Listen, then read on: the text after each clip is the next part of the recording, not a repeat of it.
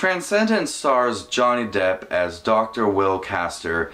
It's a man who's trying to create a world that computers can transcend the abilities of the human brain, and he works alongside his wife, Evelyn, played by Rebecca Hall, very beautiful by the way, and his good friend, played by Paul Bettany. He's a very popular scientist, and his work has created a lot of controversy and has got the attention of this group, and the leader is played by Kate Mara, and so they attempt to kill him, and he is poisoned by a laced bullet, and his wife and his best friend upload his conscious to a computer before he dies, his actual body dies.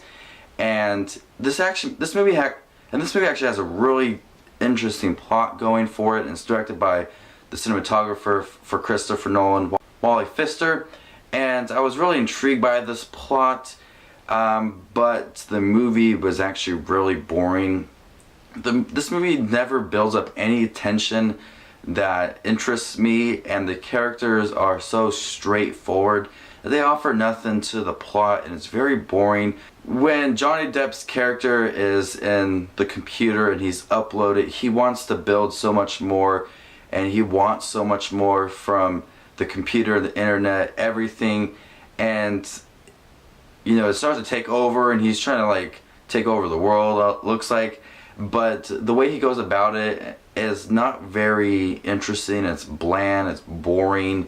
I'm just not drawn into his motives.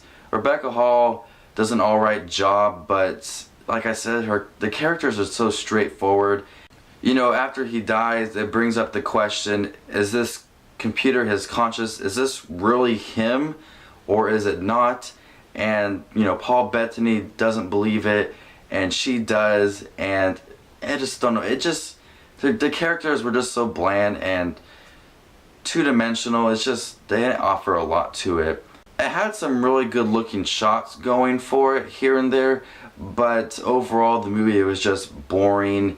The plot could have been done a lot better, offer a lot more, expand a lot more on this subject of creating computers that transcend the abilities of the human brain, which is a really interesting plot, and I think that the writers and director could have handled this a lot differently, and it could have been a lot better film. So this movie did have the ability to be a really interesting film, but the building up to it and the characters were just something that got in the way and just made it an okay film and just nothing special.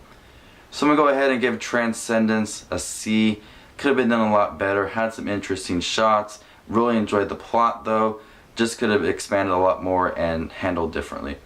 So this is Just Watching Movies with the review of Transcendence. Sorry that it's late, I just didn't know what I really wanted to say about this film, and I just kept on putting it off. And then I just thought, I just need to get this review done, get it out there, I don't have to worry about it anymore, so it's done, it's over with, goodbye.